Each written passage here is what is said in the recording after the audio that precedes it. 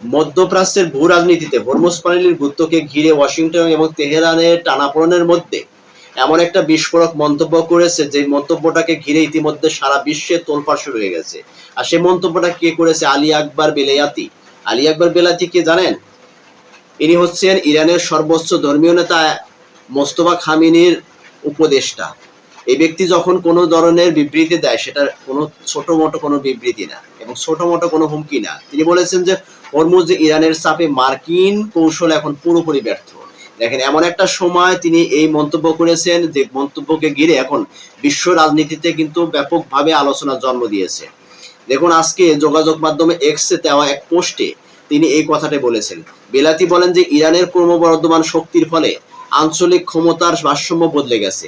ইরানের ক্রমবর্ধমান শক্তির ফলে আঞ্চলিক ক্ষমতার ভারসাম্য বদলে গেছে। দেখেন, ইরানকে এতটাই শক্তিশালী হিসেবে তিনি ঘোষণা করছেন যে তার শক্তির কারণে আঞ্চলিক যে ক্ষমতার ভারসাম্য সেটা কিন্তু বদলে গেছে ইতিমধ্যে।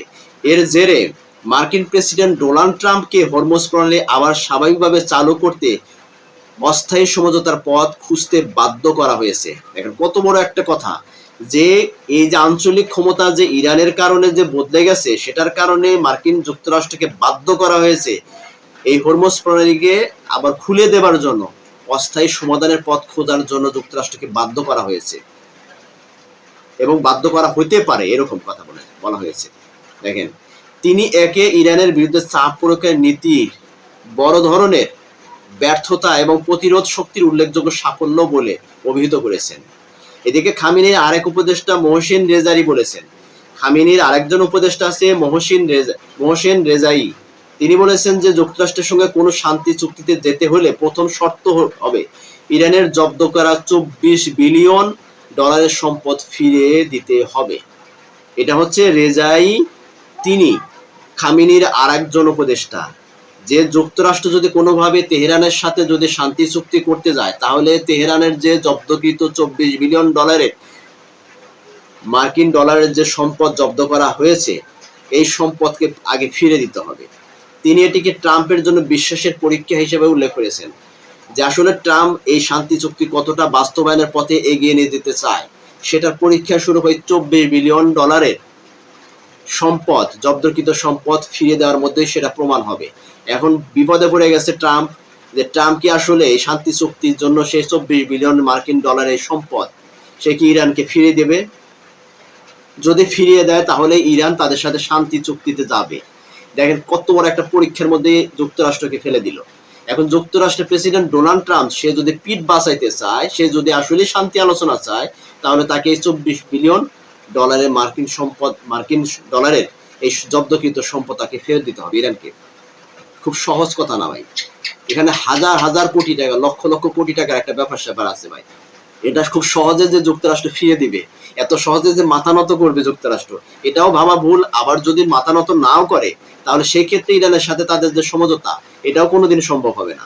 তাহলে এখন যুক্তরাষ্ট্র কি করতে পারে? যুক্তরাষ্ট্র কি আসলে এই সম্পদ ফিরিয়ে দিবে, অথবা সম্পদ না ফিরিয়ে দিয়ে যুক্তরাষ্ট্র কি কন্টিনিউ করে যাবে যুদ্ধ?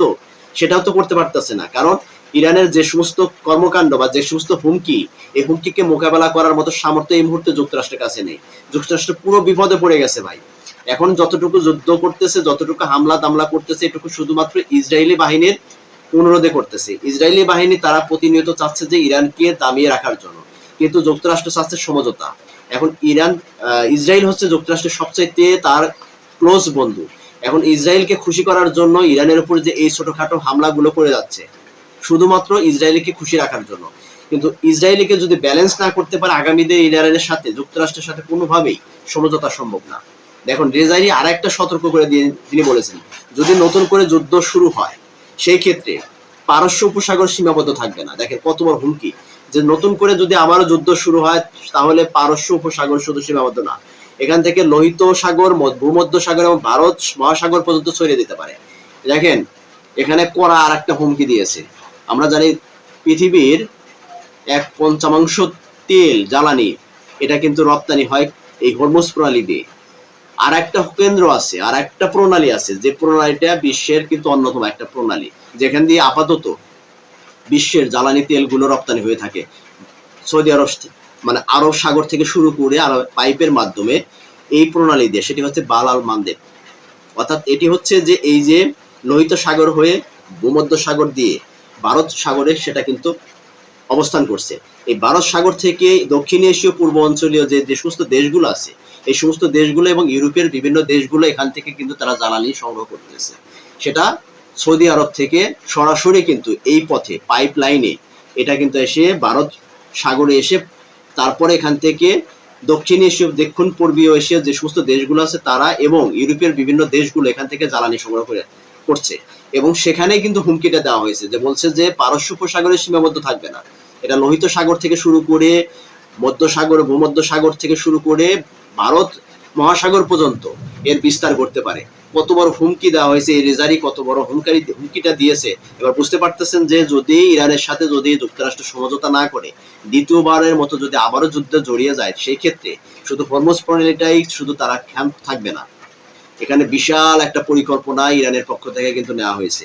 এবং ইরান এটাকে ঘিরে এবং এই যে প্রণালীটা বালাল মান্দের যে প্রণালীটা আছে, এখানে আরেকটা ব্যাপার স্যাপার আছে। লেবাননের যে আপনার যে এই যে হিজবুল্লাহ গোষ্ঠী আছে, এই হিজবুল্লাহ গোষ্ঠী অর্থাৎ ইরানের সমর্থিত হিজবুল্লাহ গোষ্ঠী, এই হিজবুল্লাহ গোষ্ঠী এই যে এই প্রণালীটা বালাল মান্দেবের প্রণালীটা এরা কিন্তু তারা নিয়ন্ত্রণ করে এবং অনেকটাই তাদের নিয়ন্ত্রণে থাকে। এখন হিজবুল্লাহ গোষ্ঠী যদি ইরানের যে এই যে ক্রমণায় দেখা যাচ্ছে যেটা ইসরায়েল এবং লেবাননের মধ্যে যে যুদ্ধটা, এই যুদ্ধটা শুধুমাত্র কিন্তু হিজবুল্লাহ বাহিনীর কারণে কিন্তু সমঝোতা আসতেছে না। অর্থাৎ হিজবুল্লাহ বাহিনী ইরানের হচ্ছে সমর্থিত একটি গোষ্ঠী। এই গোষ্ঠীটা যদি তাদেরকে যদি নিয়ন্ত্রণ করতে পারে, যদি ইরান এই হরমুজ প্রণালীর পরে যদি বালাল মান্দেবের এই প্রণালীটা তারা বন্ধ করে দিতে পারে, তাহলে সারা বিশ্বে জ্বালানি তেল রপ্তানি একদম বন্ধ হয়ে যাবে। আর সেটারই হুমকি কিন্তু রেজাই দিয়েছে, যেটা নিয়ে কিন্তু এখন বেশ চিন্তিত ট্রাম্প প্রশাসন এবং ইসরায়েলি বাহিনীও। যদি এই প্রণালীটা বন্ধ করে দিয়ে থাকে বা দিতে পারে, তারা শুধু ট্রাম্পের মাথা ঘামাবে না, এখানে সারা বিশ্ব মাথা ঘামাবে এখানে। কারণ ইউরোপ কান্ট্রিগুলো একদম জ্বালানিবিহীন হয়ে যাবে, তখন ইউরোপ কান্ট্রিগুলো ট্রাম্পকে ছাড়বে না। ইতিমধ্যে কিন্তু ন্যাটোভুক্ত রাষ্ট্রগুলো তারা কিন্তু এই যে হরমুজ প্রণালী কেন্দ্রিক উত্তেজনা, যে এই উত্তেজনার সাথে কিন্তু এই ন্যাটোভুক্ত রাষ্ট্রগুলো কখনোই সম্পৃক্ত হচ্ছে না। যুক্তরাষ্ট্রের সাথে এই বিষয়ে কিন্তু তারা কোনোভাবে ডিল করতেছে না, যে তারা কিন্তু চাচ্ছে যে আসলে এটা এখানে একটা সমঝোতা হোক। কারণ ইরান এই প্রণালীটা বন্ধ করে দিলে সবচেয়ে ক্ষতিগ্রস্ত হয় ইউরোপ কান্ট্রিগুলো। ইউরোপ কান্ট্রিগুলো যদি জ্বালানি না পায়, সেক্ষেত্রে কিন্তু ইউরোপ কান্ট্রিগুলোর অর্থনৈতিক অবকাঠামো ধসে যাবে। যার কারণে তারা প্রতিনিয়ত চাচ্ছে যে যুক্তরাষ্ট্র এবং ইরানের মধ্যে একটা সমঝোতা হয়ে যাক, কিন্তু কোনোভাবেই ইসরায়েলি বাহিনীর কারণে যুক্তরাষ্ট্র এই সমঝোতাটা করতে পারতেছে না। আগামী দিনে যদি এই হরমুজ প্রণালী কেন্দ্রিক যদি সমঝোতা না হয়, তাহলে যে এই যে খামিনির যে উপদেশটা রেজারি যে হুমকিটা দিয়েছে, যেখানে শুধুমাত্র পারস্য উপসাগরে এটা সীমাবদ্ধ থাকবে না, সেটা লোহিত সাগর ভূমধ্য সাগর থেকে ভারত উপসাগর পর্যন্ত, ভারত মহাসাগর পর্যন্ত সেটা বিস্তার করবে।